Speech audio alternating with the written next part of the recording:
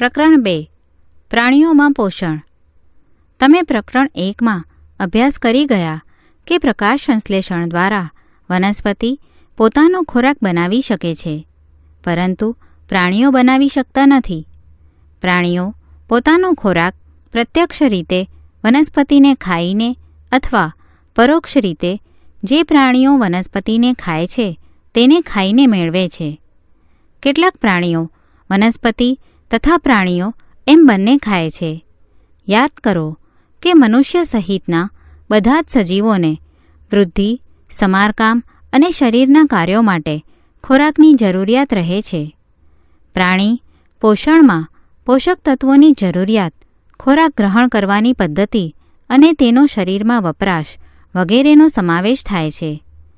કાર્બોદિત જેવા ઘટકો જટિલ હોય છે. આવા જટિલ ઘટકો તે જ સ્વરૂપે ઉપયોગમાં લઈ શકાતા નથી. તેથી તેનું સરળ સ્વરૂપમાં રૂપાંતરણ કરવું જરૂરી છે.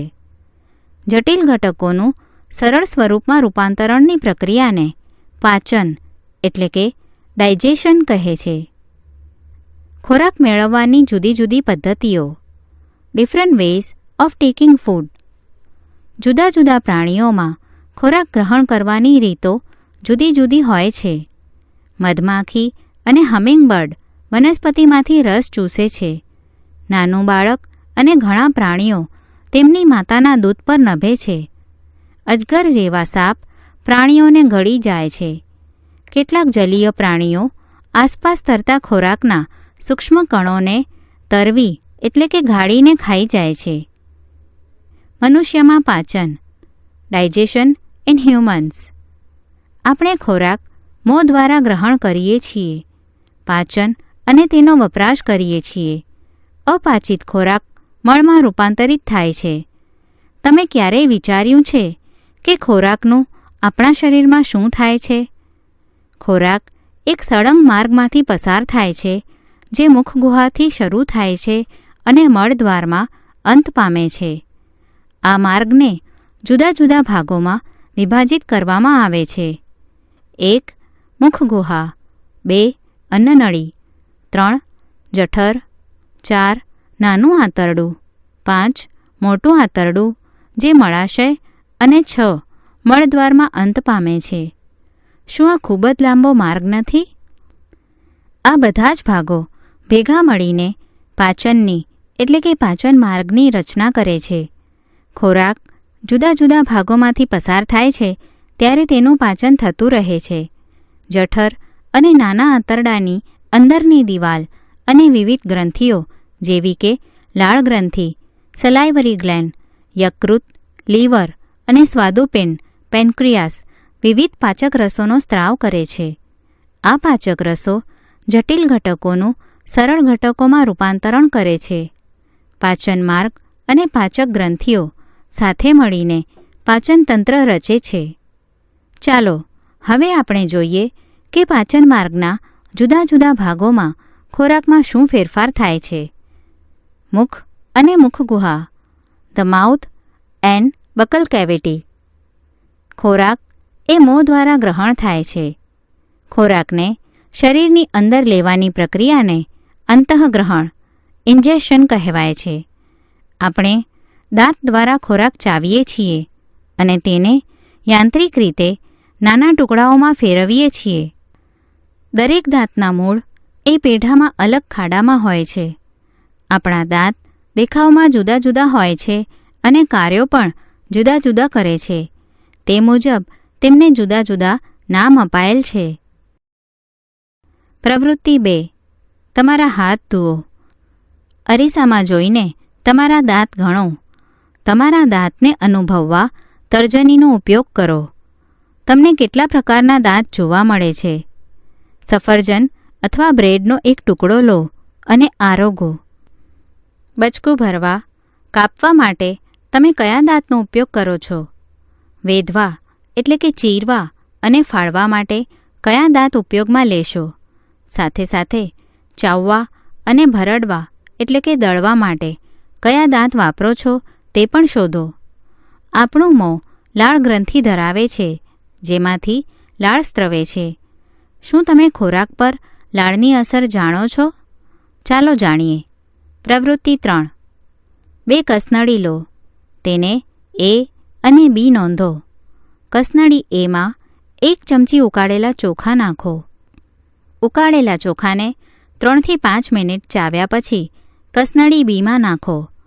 બંને કસનળીમાં 2 થી 3 ટીપા આયોડીન નાખો અને અવલોકન કરો. બંને કસનળીમાં રંગમાં ફેરફાર શા માટે જોવા મળે છે?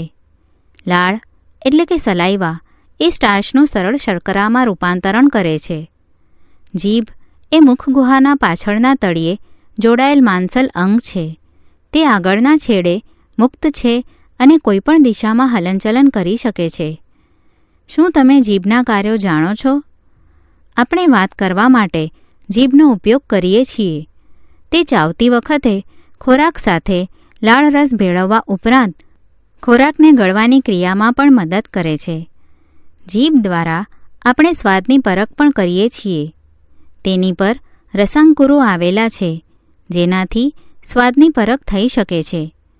આપણે નીચે મુજબની પ્રવૃત્તિ કરીને જુદા જુદા રસાંકુરોનું સ્થાન જાણી શકીએ છીએ. પ્રવૃત્તિ 4. 1. ખાંડનું દ્રાવણ, મીઠાનું દ્રાવણ, લીંબુનો રસ, કડવા લીમડા અથવા કારેલાનો રસ દરેકનું અલગ દ્રાવણ બનાવો. 2. તમારા કોઈ એક સહપાઠીને આંખે પટ્ટી બાંધો અને તેને અથવા તેણીને જીભ બહાર કાઢવા કહો અને જીભ સીધી અને પહોળી સ્થિતિમાં રહેવી જોઈએ. 3. એક શુદ્ધ દાંત ખોતરણી એટલે કે ટૂથપીક લો. એક પછી એક દ્રાવણના નમૂનાને જીભના ભાગ પર મૂકીને ચકાસો. 4. તમારા સહપાઠીને પૂછો કે જીભના કયા ભાગમાં ગળ્યા, ખારા, ખાટા અને કડવા ઘટકોનો સ્વાદ પારખી શકાય છે. 5. હવે તમારા અવલોકનો નોંધો અને નામ નિર્દેશન કરો. અન્નનળી, ધ ફૂડ પાઇપ, ઇસોફેગસ. ગળેલો ખોરાક અન્નનળીમાં થઈને આગળ વધે છે. અન્નનળી ગળામાં થઈને છાતીમાં પ્રવેશે છે. અન્નનળીની દિવાલના હલનચલનને કારણે ખોરાક આગળ વધે છે. હકીકતમાં આ હલનચલન સંપૂર્ણ પાચન માર્ગમાં જોવા મળે છે, જેથી ખોરાક નીચેની દિશામાં ધકેલાય છે. ક્યારેક જઠર દ્વારા ખોરાક સ્વીકારાતો નથી અને ઉલટી એટલે કે વોમિટ થઈ જાય છે. તમને ક્યારે કંઈક ખાધા પછી ઉલટી થઈ હોય તે યાદ કરો અને તેના માટેના કારણો વિચારો. જઠર, ધ સ્ટમક. જઠર એક જાડી દિવાલવાળી કોથળી છે. તેનો આકાર પહોળા જેવો છે. તે પાચન માર્ગનો સૌથી પહોળો ભાગ છે. તે એક છેડેથી અન્નનળી દ્વારા ખોરાક લે છે અને બીજા છેડે નાના આંતરડામાં ખુલે છે. જઠરની અંદરની દિવાલ શ્લેષ્મ, હાઇડ્રોક્લોરિક એસિડ અને પાચક રસોનો સ્ત્રાવ કરે છે. શ્લેષ્મ જઠરની અંદરની દિવાલને રક્ષણ આપે છે. એસિડ ઘણા બેક્ટેરિયાને મારી નાખે છે અને ખોરાક સાથે ભળે છે અને જઠરના માધ્યમને એસિડિક બનાવે છે તથા પાચક રસોને કાર્યરત કરે છે. પાચક રસો પ્રોટીનને તોડીને તેનું સરળ ઘટકોમાં રૂપાંતરણ કરે છે. નાનું આંતરડું, ધ સ્મોલ ઇન્ટેસ્ટાઇન. નાનું આંતરડું એ અત્યંત ગૂંચળામય અને 7.5 મીટર લાંબુ છે. તે યકૃત અને સ્વાદુપિંડના સ્ત્રાવો મેળવે છે. સાથે સાથે તેની દિવાલ પણ રસોનો સ્ત્રાવ કરે છે. યકૃત એ લાલાશ પડતા બદામી રંગની ઉદરમાં જમણી બાજુએ ઉપરના ભાગે આવેલ ગ્રંથિ છે. તે આપણા શરીરની સૌથી મોટી ગ્રંથિ છે. તે પિત્તરસ, બાઇલ જ્યુસનો સ્ત્રાવ કરે છે, જે પિત્તાશય, ગોલ બ્લેડર જેવી કોથળીમાં સંગ્રહાયેલ હોય છે. પિત્તરસ એ ચરબીના પાચનમાં મહત્વનો ભાગ ભજવે છે. સ્વાદુપિંડ એ મોટી અને આછા બદામી રંગની ગ્રંથિ છે, જે જઠરની નીચે આવેલી છે. સ્વાદુરસ કાર્બોદિત, પ્રોટીન અને ચરબી પર કાર્ય કરી તેને સરળ સ્વરૂપમાં રૂપાંતરિત કરે છે. અંશતઃ પાચિત ખોરાક હવે નાના આંતરડાના નીચેના ભાગમાં પહોંચે છે, કે જ્યાં નાના આંતરડાના પાચક રસો ખોરાકના બધા જ ઘટકોનું પાચન પૂર્ણ કરે છે. કાર્બોદિતોનું પાચન થઈ તે ગ્લુકોઝ જેવી સરળ શર્કરામાં, ચરબીનું પાચન થઈ તે ફેટી એસિડ અને ગ્લિસરોલ તથા પ્રોટીનનું પાચન થઈ તે એમિનો એસિડમાં ફેરવાય છે. નાના આંતરડામાં શોષણ, અબ્ઝોર્પ્શન ઇન ધ સ્મોલ ઇન્ટેસ્ટાઇન. હવે પાચિત ખોરાક નાના આંતરડાની દિવાલની રુધિરવાહિનીમાંથી પસાર થાય છે, જેને શોષણ એટલે કે અબ્ઝોર્પ્શન કહેવાય છે.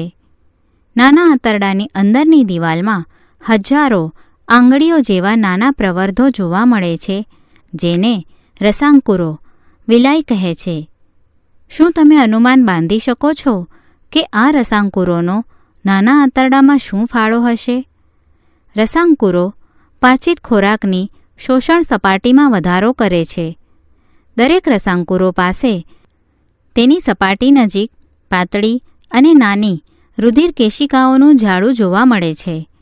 રસાંકુરોની સપાટી પાચિત ખોરાકનું શોષણ કરે છે.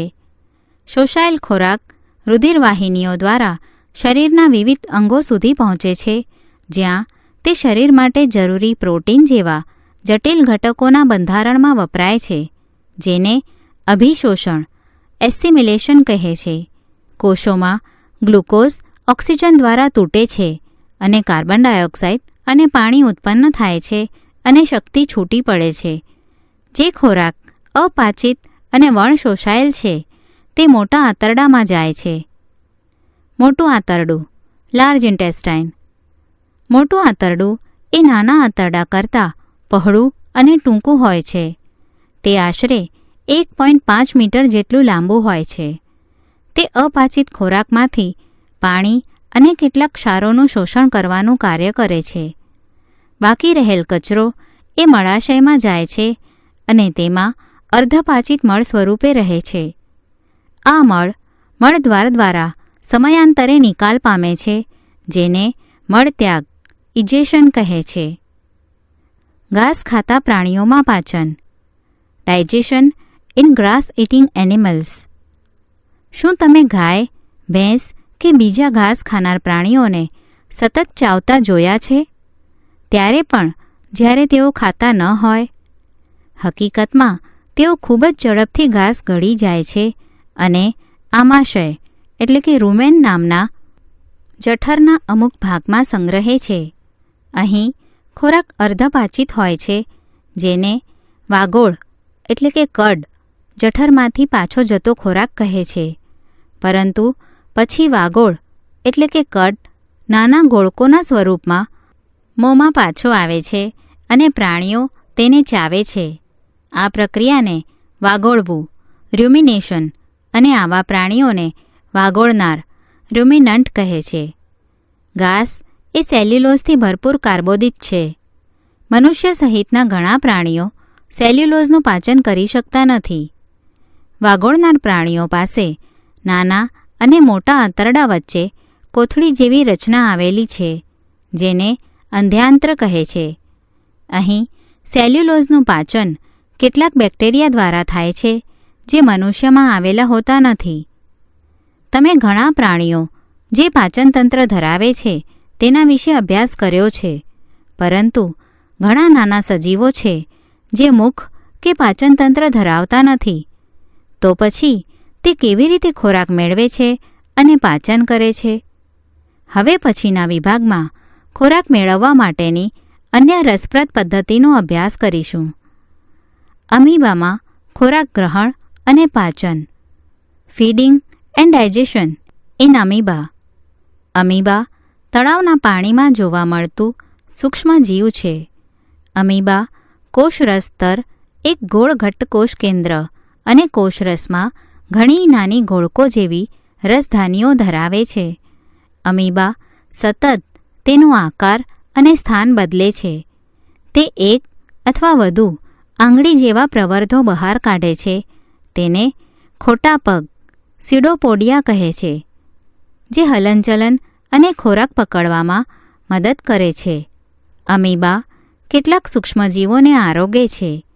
જ્યારે તેને ખોરાકનો આભાસ થાય છે, તે તેના ખોટા પગને ખોરાકની ફરતે ફેલાવે છે અને ખોરાક ગળી જાય છે.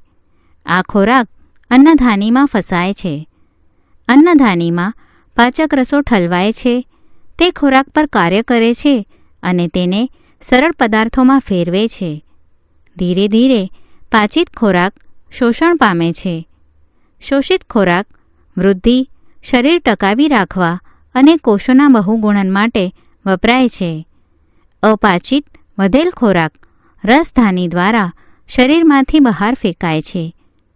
ખોરાક પાચનની પ્રક્રિયા અને શક્તિ મુક્ત થવાની પ્રક્રિયા બધા પ્રાણીઓમાં મોટે ભાગે એક સરખી જોવા મળે છે. આ પછીના પ્રકરણમાં તમે નાના આંતરડામાં શોષાયેલ ખોરાકનું શરીરના વિવિધ ભાગો તરફના વહન વિશે અભ્યાસ કરશો.